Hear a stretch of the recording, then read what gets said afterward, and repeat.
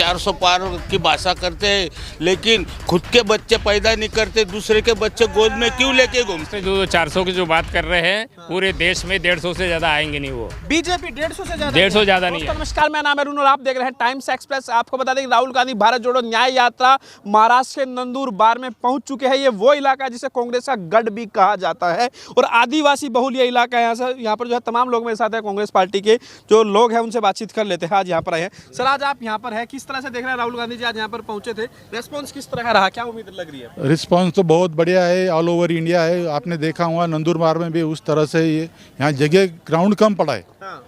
और हम सब सेवा दल के कार्यकर्ता पदाधिकारी पूरे महाराष्ट्र से 2-2, 5-5 हर डिस्ट्रिक्ट में से आए हुए हैं। इस इलाके में पहले कांग्रेस का गढ़ हुआ करता था, हाँ, पिछले हाँ। 2 बार से बीजेपी लगातार जीत रही है। 24 में किस तरह से देख रहे हैं? नहीं, अभी तो 24 में आपने देखा हुआ माहौल जो बदल रहा है। इन लोगों ने जो अत्याचार किया है किसानों पर, महिलाओं पर, युवकों पर, 5 पूंजी पर ये लोग सब अपना फोकस कर रहे हैं। और यहाँ पे जो इंदिरा जी ने जो परंपरा की थी, इंदिरा जी के बाद में राहुल जी ने, राजीव जी के बाद सोनिया जी ने, अभी राहुल जी ने ये परंपरा कंटिन्यू रखी है और इस टाइम पक्का परिवर्तन है। सरकार बदल जाएगी केंद्र यस, में? बिल्कुल होना है। बीजेपी मोदी जी कह रहे हैं 400 सीटें लेकर आएंगे और उनके एक नेता है हेगड़े साहब, वो कह रहे हैं कि अगर हमारी 400 सीटें आ गई तो संविधान बदल देंगे। नहीं, वो आने वाले नहीं करके ये बातें कर रहे हैं। उनका कॉन्फिडेंस लो हो गया है, इसलिए बार बार कर रहे हैं। संविधान को बदलने की क्यों बात कर रहे हैं बीजेपी के नेता? क्योंकि उनको उनका जो एजेंडा है आरएसएस का, वो उनका गोलवलकर गुरु जी का है ना। उनको ये मान्य नहीं, स्वतंत्र मान्य नहीं ना उन लोगों को। आरएसएस को, भाजपा को स्वतंत्र मान्य नहीं है, तो महाराष्ट्र संविधान बदलना चाहते हो, इसलिए संविधान बदलना। महाराष्ट्र में किस तरह का माहौल बनेगा इस बार? महाराष्ट्र में तो सबसे ज्यादा जगह आएंगी, पूरे देश में महाराष्ट्र सबसे ज्यादा आएंगे, सबसे मजबूत गढ़ मानते हैं इंडिया का सबसे ज्यादा। यस, आज के डेट में। क्या आप बताइए सर, कैसे देख रहे हैं महाराष्ट्र में क्या माहौल बनेगा? राहुल गांधी महाराष्ट्र जो 400 की जो बात कर रहे हैं, पूरे देश में 150 से ज्यादा आएंगे नहीं वो। बीजेपी 150 से ज्यादा 150 ज्यादा नहीं आएंगी, ये हमारा ये है। अच्छा, और इस प्रकार के हमारा कार्य चल रहा है और हम इस पे अपने पार्टी की बात, कांग्रेसियों के इस बार हौसला बुलंद है और हम उसको ऊंचा बनाएंगे। आप बताइए कैसे देख रहे हैं आप? कि कांग्रेस की सत्ता आएंगी। यहाँ पर जो इंडिया गठबंधन बना है, वो बोलते हैं 400 पार, हम बोलते हैं वो 40 भी नहीं आएंगे। ऐसा लगता है, क्यों? पूरा माहौल बदल चुका है। सब उनके मोदी के खिलाफ, आरएसएस के खिलाफ, बीजेपी के खिलाफ माहौल बना हुआ है। इसलिए ये सिर्फ ईवीएम के जान के ऊपर वो बोलते हैं, लेकिन ईवीएम में जो पीडीटी रहता है ना, वो अगर ईवीएम खराब है क्या? ईवीएम खराब बोले तो पकड़े गए ना, कई बार पकड़े गए। वोट तो डलता है उसमें। वो वोट बदलते हैं, वो दिखता है बराबर, लेकिन जब पेटी खुलते हैं तो दूसरे तरफ चल जाते, वायरस उनमें छोड़ देते हैं। और इस वजह से वो 400 पार बोल रहे हैं, दूसरा कोई इलाज नहीं उनका। आप कह रहे हैं वहाँ घोटाला हो रहा है? घोटाला हो रहा है, 100% घोटाला हो रहा है। सिर्फ बैलेट ईवीएम पे क्यों भरोसा नहीं हो रहा है? जब ये जो बता रहे हैं 400 के पार, तो कांग्रेस फोड़ने के लिए क्यों तैयार, क्यों फोड़ रहे हैं? इनमें जब ताकत है 400 की, तो बताओ ना अपनी ताकत। जो बीजेपी आरएसएस जो बोलती है आरएसएस, ये मोदी ने जो हाथ में झंडा लिया है वो बीजेपी का लिया है, मगर जो आरएसएस की विचारधारा जो है ये मोदी पाल रहा है क्या?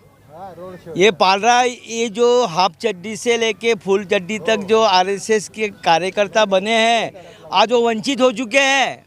ये जो बात से हमने इनको बड़ा किया है कांग्रेस वालों ने, उनने कोई दबाव के कारण, ईडी के कारण छीन लिया है। और अपने खुद के जो साथी है जिन्होंने आरएसएस के माध्यम से बीजेपी बढ़ाई, उसका क्या है? वो लोग क्या करेंगे? टक्कर दे पाएंगे बीजेपी आरएसएस को इस बार?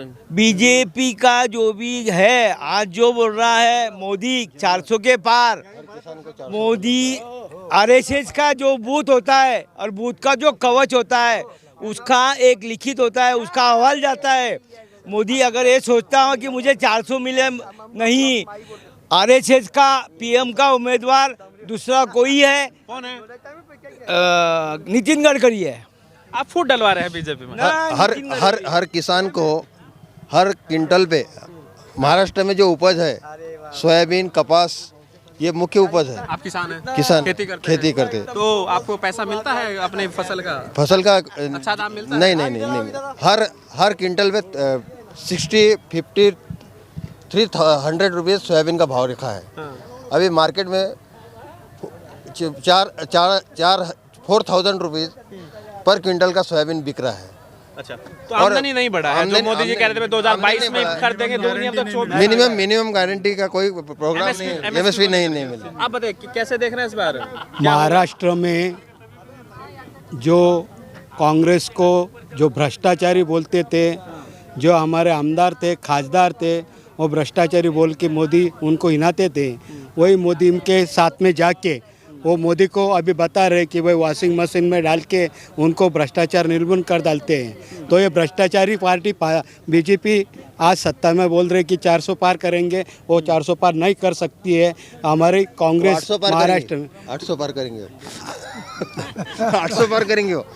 अभी बीजेपी 800 पार करेंगी, सीटें तो 543 है। नहीं फिर भी 800 पार।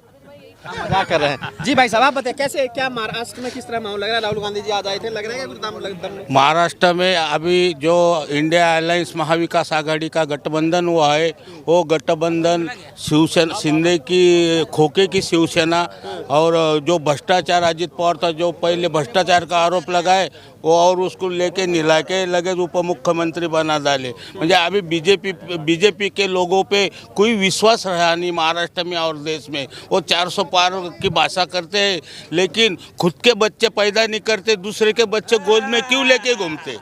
यही तो ये जग को दिख रहा नहीं क्या? इंडिया किस पे ताना मार रहे हैं? ताना मार रहे इसलिए कि उन्होंने खुद के कार्यकर्ता कुछ तैयार नहीं कर रहे और कांग्रेस के ले रहे, भाजपा के ले रहे, राष्ट्रवादी के ले, दूसरे के बच्चे रेडीमेड गोद में ले रहे और उनको बड़े कर रहे। तो कैसे क्या ये भारत, ये हिंदुस्तान उनके भरोसा रखेगा? खुद का बच्चा पैदा करो ना। मोदी जी ने कुछ अच्छा काम किया है क्या? अरे क्या अच्छा काम करे? पूरे देश को लूटा है और अदानी अंबानी के मुंह में डाल दिया है और युवकों को भिखारी करा, किसानों को भिखारी करा, बेरोजगारों को भिखारी करा, कितने लोगों को भिखारी कर दिया। बीजेपी नेता कह रहे हैं अनंत हेगड़े की 400 सीट आ गई तो संविधान बदल देंगे। वो संविधान नहीं, पूरा देश उल्टा करने के चक्कर में अपन भी रहेंगे नहीं, वो बेच डालेंगे और इंग्लैंड को, अमेरिका को, जापान को, अपन भी नहीं रहेंगे हिंदुस्तान में, अपने को भी बेच डालेंगे। आप कह रहे हैं आपको भी बेच देंगे? अपने को भी बेच डालेंगे अगर भाजपा आ गई तो। राहुल जी जो बोले कि महिलाओं के ऊपर अन्याय हो रहा है, जो अभी फिलहाल के इसमें हो रहा है, सरकार ने जो मतलब उनके खिलाफ जो चल रहा है, सबके ऊपर अन्याय हो रहा है, तो उसके लिए जो उन्होंने कानून और आश्वासन हमको दिए, तो हमको लगता है कि राहुल जी ने दिए हुए सारे आश्वासन। आपको क्या दिक्कतों का सामना करना पड़ रहा है? हम लोगों को इक्वालिटी नहीं मिल रही है, कहीं तो भी हम लोग पिछड़ रहे हैं, कहीं तो भी ऐसा लगता है कि महिलाओं के ऊपर अत्याचार होता है। महिला सुरक्षित है महाराष्ट्र? नहीं, महिला अभी तो नहीं सुरक्षित लग रही है। नहीं रात में नहीं निकल सकते हैं? नहीं निकल सकते हैं। जो अपन बोलते हैं कि रात को बिल्कुल बेधड़क निकल जाएंगे, ऐसा नहीं होता है, सुरक्षित नहीं है महिलाएं। इसलिए राहुल जी बोल रहे हैं कि हम लोग जो उन्होंने आश्वासन दिए, हमको लगता है कि वो पूरे। तो इस बार राहुल गांधी पे भरोसा है? जी, हमको पूरा भरोसा है राहुल गांधी जी। मोदी जी आएंगे तब पलट तो नहीं जाएंगे? नहीं, बिल्कुल नहीं, क्योंकि हम तो पहले से राहुल जी के साथ में ही और अभी भी राहुल जी के साथ में ही है।